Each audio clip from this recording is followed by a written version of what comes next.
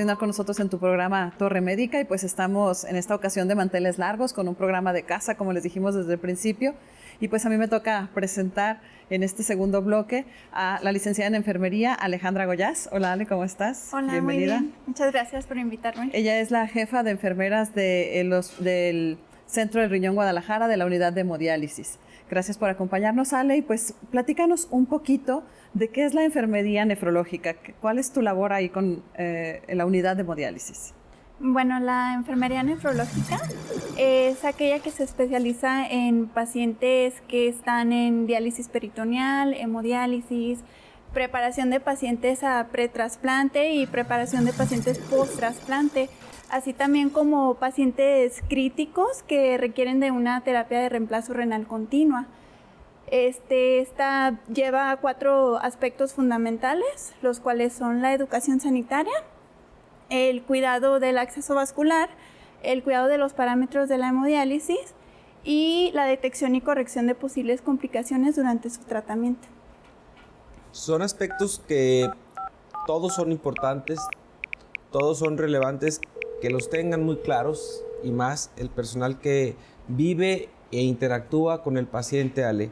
Digo, en estos años que tenemos de trabajar como equipo y como familia, y que afortunadamente hemos tenido la experiencia que el Centro de Riñón Guadalajara se ha convertido en un formador de recursos humanos para el área de hemodiálisis, porque bueno, a casi 15 años que lleva ya de conformado este proyecto médico, y que obviamente el brazo fundamental y el soporte más importante que tenemos, que todos son importantes, pero la parte de enfermería ha sido un pilar en el cual has evolucionado.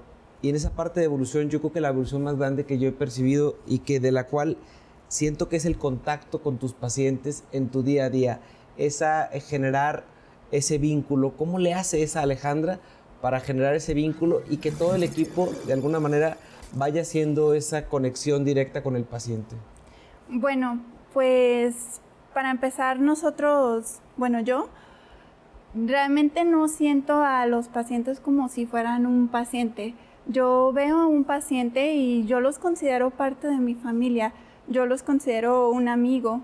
La verdad es que ellos son parte de nosotros, entonces lo más importante para mí es recibirlos con una sonrisa y con mucha tranquilidad para que ellos se sientan cómodos, porque creo que es lo más importante, y más en un área de hemodiálisis donde desconocen qué es lo que va a pasar, porque muchas veces o la mayoría de los pacientes desconocen qué es un área de hemodiálisis o qué es una hemodiálisis en general. Ale, ¿y cuál es tu papel o cómo tratas de apapachar, se puede decir, a un paciente de nuevo ingreso, de reciente diagnóstico, que sabemos que pues la enfermedad renal les cae como un balde de agua fría la noticia, les colocan por primera vez ese catéter y pasan contigo a la unidad de hemodiálisis? ¿Cómo los acoges? ¿Cómo te ganas esa confianza del paciente cuando llega uno de primer ingreso a la unidad? Bueno, primeramente, lo más importante es tranquilizar al paciente y hacerlo sentir cómodo. Después procedemos a explicarle al paciente el tratamiento que vamos a realizar y los procedimientos que vamos a realizar de una forma entendible para ellos. Posteriormente a esto, es necesario explicarle al paciente los cuidados que debe de tener en casa, que son los cuidados de su acceso vascular, los cuidados de su dieta o los cuidados del consumo de líquidos, que es algo que ellos tienen que saber. Todo esto ha sido parte de la evolución que hemos tenido, en donde la parte integradora hoy, con la asesoría nutricional, con la medición de un peso corporal constante a los pacientes, que era algo en lo que de repente teníamos una constante, sí, y el paciente de repente sentía que no estábamos logrando la dosis adecuada, tanto en líquidos como en tóxicos que se tienen que mover, y ahora tú recibes un apoyo interdisciplinario. Buscamos también un apoyo emocional, y que a veces nos descargábamos todo completamente sobre enfermería porque creíamos que el paciente no tenía un con quién o un cómo. Esa parte creo que te ha resultado un poquito más benévola, pero para que tus compañeros se sientan identificados con todo esto, cómo integrar a cada uno del personal que de alguna manera coordinas como equipo y que obviamente, aunque el equipo médico que te apoya, no siempre a veces se logra tener esa interacción entre médico y tú, que eres una comunicadora de lo que le está pasando a un paciente cuando hay un descontrol en una unidad de hemodiálisis, que sé que el atender una crisis, el primer llamado lo reciben ustedes, ¿cierto? Así es. ¿Cómo hacer para recibir un llamado y atender una situación de eventualidad sin que se pierda esa armonía? Bueno, creo que siempre lo más importante es tener comunicación entre todo el equipo y siempre, como lo he dicho, es mantenernos tranquilos y que el paciente, primeramente que el paciente nos vea a nosotros tranquilos y que vea que sabemos que estamos a un lado de ellos, que estamos apoyándolos. Creo que eso es lo más importante, que es lo que tenemos que hacer como enfermeros, ver que ellos sientan que estamos con ellos, que ellos sepan que no están solos, porque muchas veces los familiares no pueden entrar al área de hemodiálisis, pero es importante que ellos vean que aún así tienen a un amigo, que somos nosotros, enfermería, a un lado de ellos. Alejandra, en algunas ocasiones pues sabemos que hay pacientes que por alguna situación ya no quisieron traer el catéter y se someten a un procedimiento donde les hacen una fístula en el brazo y tú llevas a cabo el procedimiento de hemodiálisis por medio de esta fístula y bueno, ahí ya requieren cuidados especiales. ¿Cómo haces tú en esos pacientes que, bueno, pues ya el piquetito lo sienten, ya no es lo mismo que tengan el catéter, para garantizarles una seguridad en lo que estás haciendo, en que el procedimiento es seguro y sobre todo cómo los ayudas para cuidar esa fístula de su brazo? Bueno, les explicamos lo que vamos a realizar primeramente. Ahora sí que el típico, les vamos a dar un piquetito, ¿no? Incluso llegamos a bromear con ellos de que le va a doler muy feo. ¿En serio? No pasa nada. Entonces los picamos, ellos empiezan a sentir seguros. Los cuidados post siempre pues son poniéndoles fomentitos, siempre diciéndoles que no duerman del lado de su fístula, porque a veces pueden que se duermen de lado, la pueden apachurrar y puede hacer que deje de funcionar. Entonces, realmente el cuidado de la fístula es mucho más simple al cuidado que se realiza con un catéter. Eso también es algo que se les deja muy en claro a los pacientes, que creo que su temor más grande a un paciente es el piquete.